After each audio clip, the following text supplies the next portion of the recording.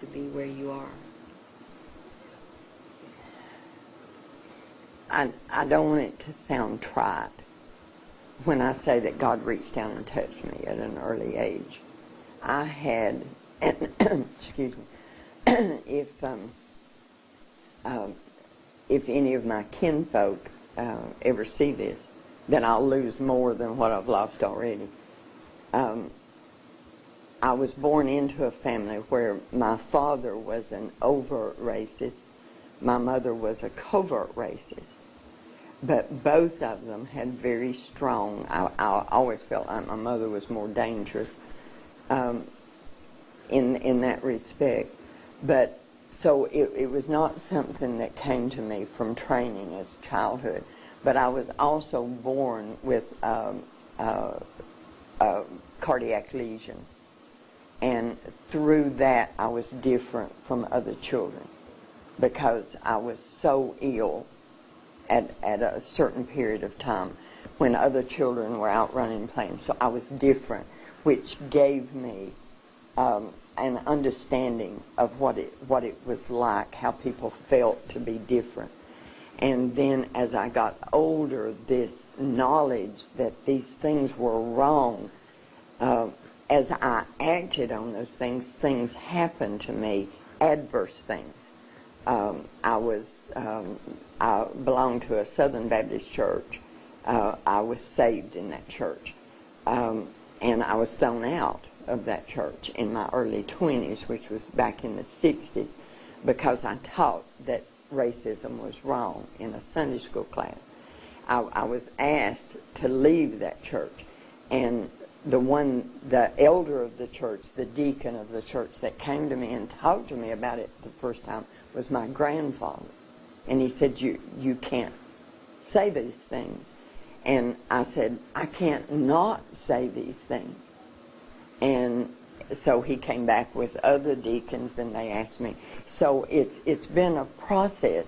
But then when my youngest son was in the 7th grade, he brought home with him a young black male child that was in his class. And he came in, and my children have always believed that with my mouth I could make anything right. You know, I could speak. And he came in, and John, the African-American child's name, he stayed outside.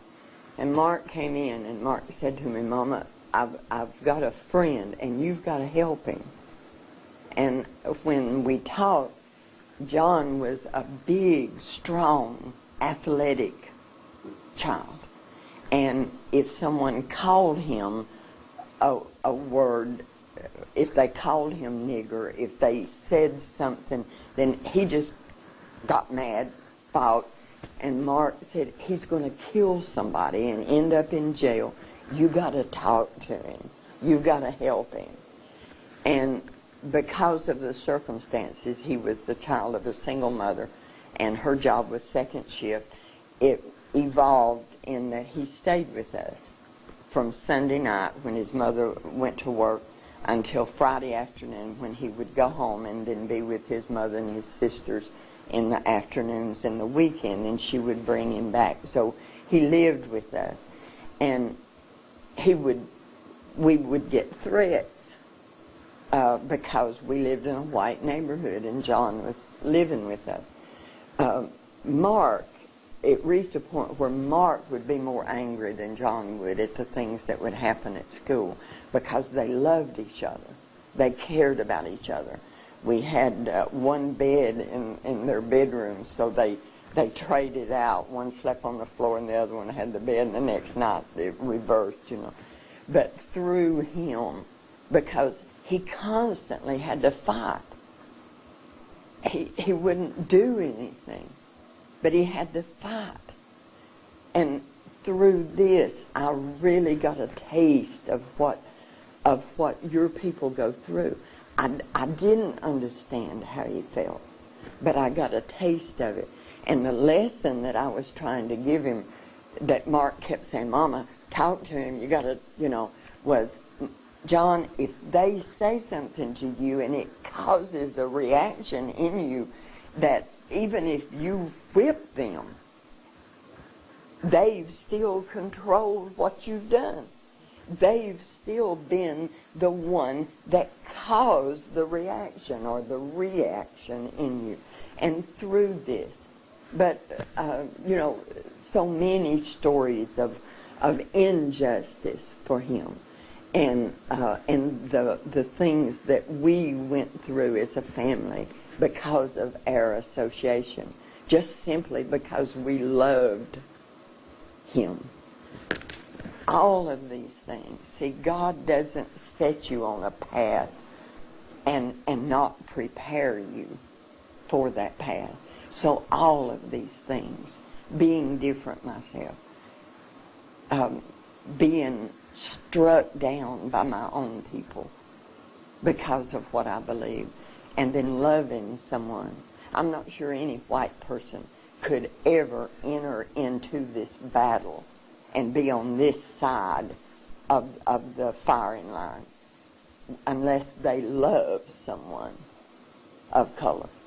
Because most of us isolate ourselves. We can get up in the morning, go to work, go shopping, go do everything in our life that has to be done without coming in contact with you. So unless we love someone, we don't know what you think, what you feel. And don't tell me my best friend is, because I hear that all the time. My best friend is black. I don't want to hear that. I hear that a lot too. Mm-hmm. If you've stated that you're interested in solving this problem and ending racism, in your view, if the system of racism, white supremacy, is ended, what benefits would white people experience?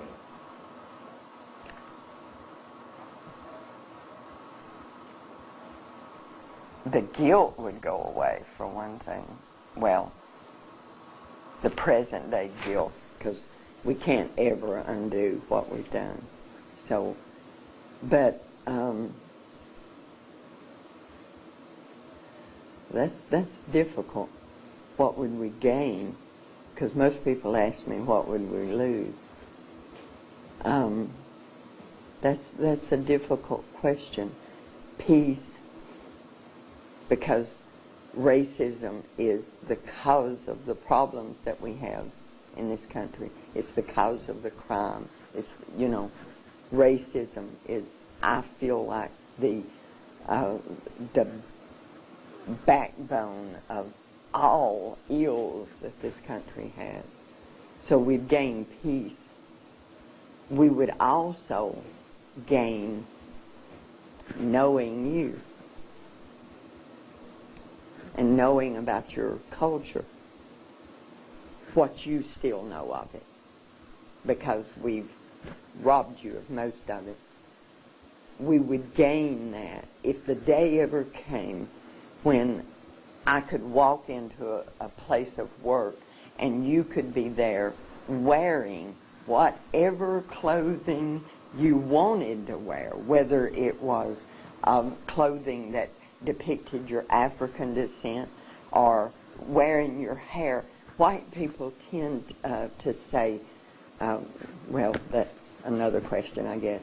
We would gain knowing you, see, because we don't know you. And that robs us of a great blessing.